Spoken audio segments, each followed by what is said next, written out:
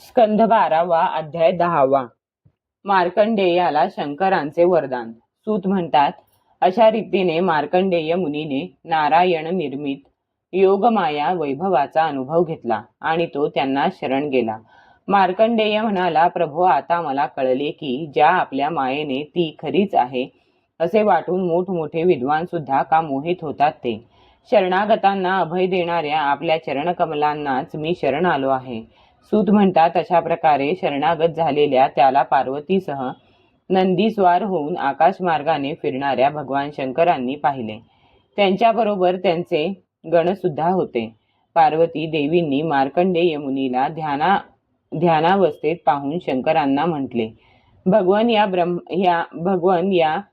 ब्राह्मणाकडे पहा ना. वादळ शांत झाल्यावर लाटा आणि मासे शांत झालेला समुद्र जसा असतो तसा शरीर, इंद्रिये आणि अंतःकरण शांत झालेला हा मुनी आहे. सर्व सिद्धी देणारे साक्षात आपणच असल्यामुळे आपण याला तपश्चर्येचे फळ द्यावे. भगवान शंकर म्हणाले, देवी, हा ब्रह्मर्षी कोणत्याही वस्तूची किंबहुना मोक्षाचीही इच्छा करीत नाही, कारण याला अविनाशी भगवंतांच्या ठिकाणी पराभक्ती प्राप्त झालेली आहे. देवी, तरी सुद्धा आपण या महात्म्याशी बोलू, कारण संतांचा सहवास मिळणे हाच माणसांच्या दृष्टीने फार मोठा लाभ आहे. सूत म्हणतात, एवढे बोलून सर्व विद्यांचे प्रवर्तक, सर्व प्राण्यांच्या हृदयात असलेले व संतांचे आश्रय भगवान शंकर मार्कंडेयाजवळ आले. मार्कंडेयाच्या मनोवृत्ती त्यावेळी निरुद्ध असल्यामुळे त्याला आपल्या शरीराचे किंवा जगाचे अजिबात भान नव्हते. त्यामुळे त्याला विश्वाचे आत्मा साक्षात भगवान गौरी शंकर आलेले कळले नाही. भगवान कैलासपतींनी ते जाणून वारा ज्याप्रमाणे छिद्रात शिरतो त्याप्रमाणे योगमायेने मुनीच्या हृदयाकाशात प्रवेश केला. मार्कंडेयाला दिसले की त्याच्या हृदयामध्ये भगवान शंकर आले आहेत. त्यांच्या मस्तकावर विजेप्रमाणे चमकणाऱ्या पिवळ्या धमक जटा शोभत आहेत. 3 डोळे आणि 10 हात आहेत. त्यांचे उंच शरीर उगवणाऱ्या सूर्यासारखे तेजस्वी आहे. त्यांनी शरीरावर व्याघ्राजीन पांघरले आहे आणि हातामध्ये त्रिशूळ, खटवांग, ढाल, रुद्राक्ष, माळ, डमरू, भिक्षापात्र, तलवार आणि धनुष्य घेतलेले आहे. आपल्या हृदयात अचानकपणे प्रगट झालेल्या भगवान शंकरांना पाहून मुनी आश्चर्यचकित झाला. हे काय आहे? हे कोठून आले? या वृत्तींचा चित्तात उदय झाल्याने त्याची समाधी उतरली. डोळे उघडून पाहिले तर तिन्ही लोकांचे एकमेव गुरु भगवान शंकर पार्वती देवी व गणांसह आले आहेत. तेव्हा त्याने त्यांच्या चरणांवर मस्तक टेकवून प्रणाम केला. त्यानंतर मुनीने स्वागत, आसन, पाद्य, अर्घ्य, गंध, पुष्पमाला, धूप, दीप इत्यादी उपचारांनी भगवान शंकरांची पार्वती आणि गणांसह पूजा केली आणि म्हटले, हे सर्व व्यापक आणि सर्वशक्तिमान प्रभो, आपण आत्मानुभूतीने पूर्ण काम आहात. ज्या आपल्यामुळे जग आनंदपूर्ण आहे त्या आपली मी काय सेवा करू? मी आपल्या त्रिगुणातीत सदाशिव स्वरूपाला आणि सत्वगुणाने युक्त अशा शांत स्वरूपाला नमस्कार करीत आहे. मी आपल्या रजोगुणयुक्त सर्व प्रवर्तक स्वरूपाला तसेच तमोगुणयुक्त अघोर स्वरूपालाही नमस्कार करीत आहे. सूत म्हणतात, मार्कंडेयाने संतांचे परम आश्रय असलेल्या देवाधिदेव भगवान शंकरांची अशी स्तुती केली. तेव्हा ते त्याच्यावर अत्यंत संतुष्ट झाले आणि अतिशय प्रसन्न चित्ताने हसत हसत त्याला म्हणाले. भगवान शंकर म्हणाले, ब्रह्मदेव, विष्णू व मी असे आम्ही तिघेही वर देणाऱ्यांचे स्वामी आहोत.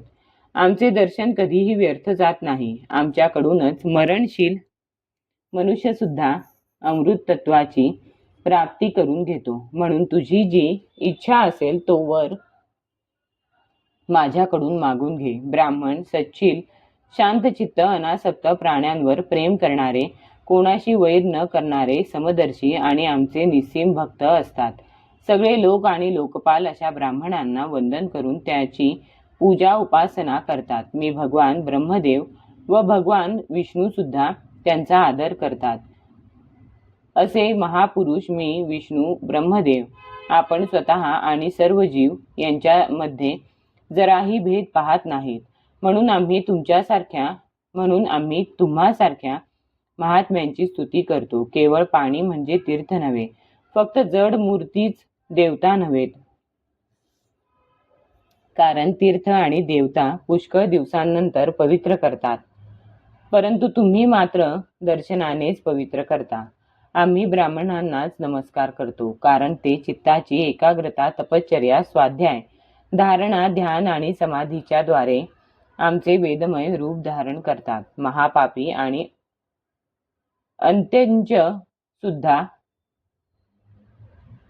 अंत्यज सुद्धा तुम्हासारख्या महापुरुषांचे चरित्र श्रवण आणि दर्शनानेच शुद्ध होतात. तर मग तुमच्याशी संभाषण, सहवास इत्यादींनी ते शुद्ध होतील, यात काय संशय? सूत म्हणतात, चंद्रभूषण, भगवान शंकरांचे धर्माच्या रहस्याने परिपूर्ण असे अमृतमय बोलणे कानांनी अत्यंत तन्मयतेने ऐकून मुनीची तृप्ती होत नव्हती. भगवंतांच्या मायेने पुष्कळ काळपर्यंत भटकल्याने तो अतिशय थकला होता. आता शंकरांच्या वाणीरूप अमृताचे प्राशन केल्याने त्याचे सर्व क्लेश नाहीसे झाले. तो त्यांना म्हणाला, मुनी म्हणाला, भगवंतांची ही लीला माणसांच्या आकलन शक्तीच्या पलीकडची आहे. कारण आपल्यासारखे सगळ्या जगाचे स्वामी असूनही ते त्यांच्या अधीन असणाऱ्या आमच्यासारख्या पामरांना वंदन करून त्यांची स्तुती करतात. धर्माविषयी सांगणारे साधारणतः प्राण्यांना धर्माचे रहस्य आणि स्वरूप समजावून सांगण्यासाठी धर्मानुसार आचरण करतात आणि त्यालाच दुजोरा देतात. तसेच जो कोणी धर्माचे आचरण करीत असेल त्याची प्रशंसा करतात. जादूगार ज्याप्रमाणे पुष्कळ खेळ दाखवितो, पण त्या खेळांमुळे त्याच्या प्रभावात काही उणेपणा येत नाही, त्याचप्रमाणे स्तुती केली तरी त्यामुळे आपला महिमा, त्याचप्रमाणे आपण आपल्या मायामय वर्तनाने कुणाची वंदन स्तुती केली तरी त्यामुळे आपला महिमा कमी होत नाही. एखाद्या स्वप्न पाहणाऱ्याप्रमाणे आपण आपल्या मनानेच संपूर्ण विश्वाची निर्मिती केली आणि स्वतः हिच्यामध्ये प्रवेश करून स्वतः करता न होताही कर्म करणाऱ्या गुणांच्या द्वारा कर्त्याप्रमाणे आपण स्वतःला भासवत आहात. भगवान, आपण त्रिगुण स्वरूप असूनही त्यांचा आत्मा आहात. केवळ अद्वितीय ब्रह्मस्वरूप गुरु आहात. मी आपणास नमस्कार करीत आहे. हे अनंता, आपल्या श्रेष्ठ दर्शनाखेरीज मी आपणाकडून दुसरा कोणता वर मागून घेऊ? आपल्या दर्शनानेच आमच्या सर्व कामना पूर्ण होऊन तो सत्य संकल्प होतो. स्वतः परिपूर्ण असून भक्तांच्या सर्व कामना पूर्ण करणाऱ्या आपल्याकडे मी एक वरदान मागतो.